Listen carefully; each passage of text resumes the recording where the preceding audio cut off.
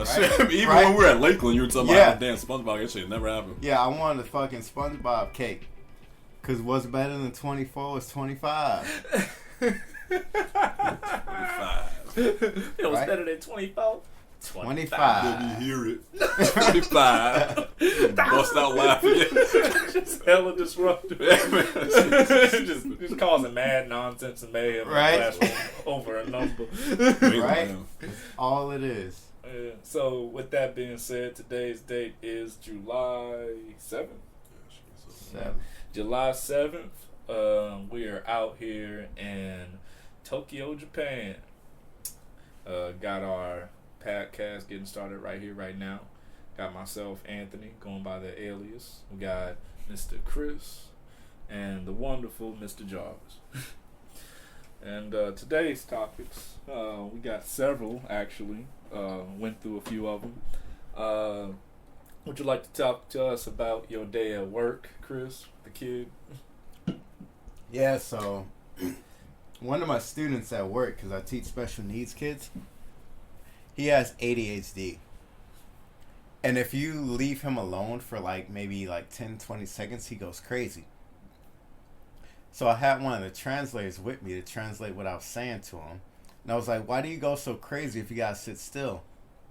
And he's like, oh, it's because I'm afraid of the empty space. And that kind of put a lot of things in perspective for me. Because what is most of society if not trying to avoid that empty space? It's like, for example, let's say social media or maybe Netflix or whatever it is we do in our spare time. We're trying to avoid that empty space. What is Tinder aside from the fact that we're trying to get into a relationship with somebody to avoid that empty space? Because what's the myth? Oh, you're going to grow up to be like a lonely old man or a lonely old cat lady or whatever. Right? What is that? That's empty space. That's all it is. It's all empty space. That's all it is. Sitting all senile, retirement home, just trying to avoid all the empty spaces. That old creepy dude sitting in the back of the bar. Yeah. That's all that is. And so that kind of set me on this little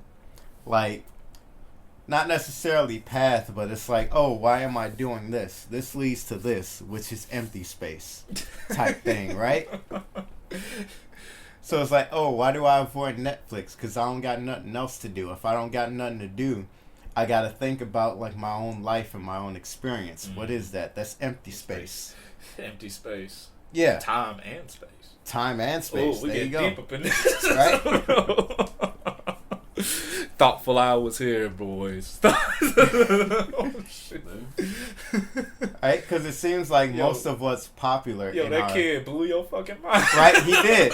He really did. Yo. Because it's most of what's popular in our society is things to distract us from thinking about what's going on in our own lives. Because it's you feel depressed about yourself. What do you got to do except go on social media and make a status and get all these likes and all these comments? Now you ain't got to deal with that. It's an effort to escape. Yes, exactly. Yeah. Not only is it an effort to escape, but it's an effort to I don't want to say feel better about ourselves, but it's kind of an alter ego without necessarily having an alter ego, kind of. I think you talked about this at one point, Jarvis, in relations to the sexes and stuff, how men and women both create personas in a sense. Yeah. And again, Chris is trying to expound upon that in the sense of hey, people create personas as a means or a vehicle to escape their own immediate reality. You know what I'm saying? Now, I mean, I'm not against people posting up stuff on Facebook, right. But I guess it turns into an addiction in and of itself if it's done constantly for what ends. I think I examine people's actions. What's the intent behind you posting this? Did the world need to know that? Or are you just seeking attention? Which is also fine too. I think hubris in that sense is fine. Just where's the line, you know? Right. And it's very hard to distinguish where that line is, you know? Yeah. I think for me, it's when it's at the detriment of other people or even yourself. when you know it's like hurting you and like doing harm to your life, when you prioritize putting out your information about yourself over your own like health or actual genuine friendships, you know. Like, who I am on the internet matters more than who I am in real life. I don't give fuck me. Fuck the real me. The world loves the internet right. me. And I do too. I love internet right. me. It's like fuck Bruce Wayne. It's all about Batman. All about Batman. Alfred doesn't love Bruce Wayne. He loves Batman. Oh shit. Oh, got my alarm going off. Oh, shout out to... Oh, you got the Boondocks opening on that? Yeah. Gonna keep that shit in. Shout out to my man Aaron McGruder. Much love. From the land of the rising sun. You know, on his Instagram, he's uploading new Boondocks comics. No way. Yeah. Oh. Yeah, he's doing that independently now because you can now. Dude, yeah. He's going like sharing it on a digital spectrum. That's kind of dope. Mm-hmm. All right, man. Much love to that. Shout out to Aaron McGruder once again, inspiring us young anime aficionados to identify with the Japanese style, despite having very little representation. I mean, we had Killer B in Naruto, but I mean, we had what's that dude in Bleach who's the blind? Oh yeah, the dude with the glasses. Yeah, that dude. Yeah, and he turned out to be evil the whole time. Oh shit. Yeah, I ain't see that. Oh, you ain't see that? Oh yet? Shit! Spoiler warnings, everybody. Right, he was evil the whole time. Oh damn! Not like this. Oh, if you didn't see it, now you know. Right. So. Well, now you know. Now you know. Oh. Right. Yeah. Betrayal. Yeah. The blackest of sins. Yep. All right. Well, I guess from there we can move on to the next topic. Right. Like, all right. In the meantime, a segue into Jarvis. You shared an article with us called Peak Hypergamy. You want to go into that a little bit?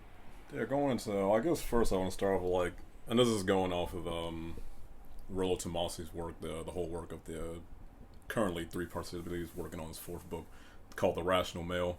Mm-hmm. I guess just from a start off, like, what was your interpretation of the article? For me, when I read the article, initially I kind of thought, well, seems a little bit antagonistic of the social narrative. Definitely. You know, I feel that, and you know, I'm an edgelord, so I'm always into that. I mean, yeah, like I have a personal stake when it comes to like issues between the sexes and the paradigms of the double standard. Right. But at the same time, it's like anything that kind of goes against what's conventional is kind of like what I like.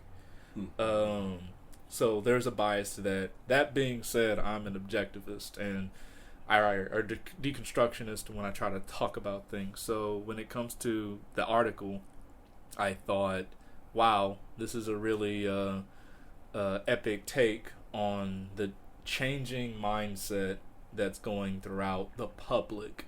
Well, the male public, at least. And it's something that I notice, like, I mean, people wouldn't say that this is just a Western mindset, but, like, I see it here, too, even in Japan. You know, people from all over the country, like, I mean, not all over the country, but all over the world, you know, like, the school that we go to is very international. Mm-hmm. So it's like, you talk to them, and they have the same similar stories, too. Mm-hmm. I don't have anything anecdotal to reference, but I think this article speaks to a populace. And, you know, I like it, and I even like that it's kind of hopeful. But that's my take on it. I don't know if you thought it was hopeful or not. At least from the anecdote, and I guess just to go a bit into what this actually is, I guess just from the groundwork since it's the first podcast. Basically, the term hypergamy refers to presumably an evolutionary-based phenomenon, specifically as to women and their specific attraction in the heterosphere to the human male, wherein they basically seek mates of higher social and economic status. And by this, this sets up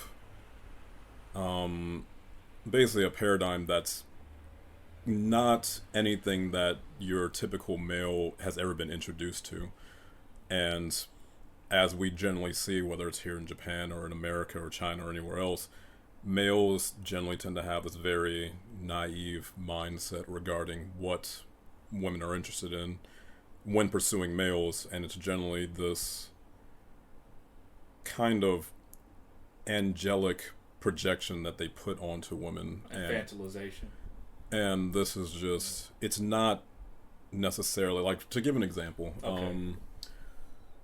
generally men are pretty much problem solvers and they're very pragmatic. So when they're not very successful, at least for those specific guys that aren't very successful in the dating realm, they'll try to pursue women and it doesn't work out. They'll possibly go to maybe a female friend, Right. and then they'll ask them just what is it that they're doing wrong. And the woman's response generally is not based in actually what she's interested in, but actually more or less something that's socially acceptable. And this kind of is a testament to women's very risk averse nature, and potentially also basically exposing how their actual attraction works, even when the male is asking in regard to some other female. Maybe it speaks on, well, this is how she is as well, and she doesn't want to be perceived in a negative light. And from an evolutionary standpoint, this actually kind of makes sense, this whole risk averse nature, because if she were to expose that and basically resort to her own defamation, I mean, this potentially could result in being perceived in a negative light by many people, and then resulting in her not being able to acquire resources and ultimately potentially death. Yeah, and in the grand scheme of things, that's like the big picture type deal, right? Yeah. Also, want to just say right now, Jarvis is a freaking mastermind. He literally is like, I think he's one of the smartest guys I've ever met. So, I wouldn't. I mean, I just look at, I guess, just beautiful. Stay humble. Yeah. a couple of people, I would just like to say that I'm very much a big fan of, say, people like Roll Tomato, but also it's a YouTube channel, one YouTuber. I guess we'll put that in the notes section. But Yeah. he goes by the name of Stardusk. Mm. That's STARDUSK, but his YouTube channel is Thinking Ape, is Thinking-Ape, and he puts out a lot of really good in-depth content. So, no, I really appreciate their work. So on the concept of peak hypergamy, so peak hypergamy was going into basically how society has been evolving and basically what is considered acceptable between the sexes. So you have men that are basically, in attempts to achieve their own genetic ends, evolutionarily speaking, as reproduction, basically taking on what women bring out in society. And in this case, it's leading towards something akin to cuckoldry. Yeah. And this is basically, you can see the progression over time, because in the past there was a lot of you might have people living in small towns, and basically just having a child outside of the confines of wedlock was seen as a horrible thing, and this just wasn't something that people were willing to accept. But nowadays we're sliding into this giant single motherhood epidemic, and then women purposely having children outside of wedlock, and then purposely, basically, and I mean, it all comes down to, I mean, what in the manosphere they generally call, alpha fucks beta bucks. Yeah, because that was in the article as well. Alpha fucks beta bucks, and how it's becoming, like, you were just getting into that, like how it's becoming open and acceptable. And we were talking about that the other day, weren't we? Like, like how being cuckold is now trying to be seen more so as like a normalization type thing. Yeah, because it's like, as a woman, no matter who you have your kid by, somebody's going to take care of that, whether it's another man or if it's the government. Right. Like, that child's going to be provided for some kind of way. Like, your reproductive choices are going to be rewarded some kind of way. And, like, there are going to be minimal consequences for that. Yeah, or just not enough to really detract somebody who can see the big picture out of it right? in the long run. Yeah. It's like, imagine if you get, like, let's say if you get a D in class and you get, like, maybe, like, somebody, like, pinches you or whatever, as opposed to you actually failing the class. That's a punishment, but it's not enough to deter you from actually, like, doing that behavior. You feel me? Yes, I do feel you. I mean, that's a horrible ass example. I mean, but I think your analogies are great, Chris. Also, another brilliant mind here, Mr. Chris. He's got brilliant brothers right here. I mean, I don't think I'm brilliant. I just think I've experienced a lot of life. But that's always a good thing too. And yeah, and that's where it really comes down to, like, life experience, and I guess you could say what you do with that shit. And I think Jordan Peterson talks a lot about stuff like this as well. Right. It's like where I don't agree with everything Jordan Peterson says. Like, we can all like extrapolate nuggets from everybody. Right, like we can all get our own interpretation of things like that. Exactly. Like, I mean, I'm a big fan of Genghis Khan. I like. Really? I am. I love Temujin. I mean, have you ever done like the whole, what is that? Not Ancestry.com, but the 23andMe type shit? No, but I think I know what you're talking about. Right? A lot of people are saying that they have like Mongolian DNA, and people are like, "Oh, that's from Genghis Khan." Yeah, because he went to work. Yeah, he did. Yeah, he was. Yeah, he I mean, for lack of a better term, he was smashing. He was smashing left and right. I mean, that's what he was doing. That's what he was doing. Genghis Khan confirmed for Smash Bros. Oh, he ain't the Smash brother. He's the Smash father.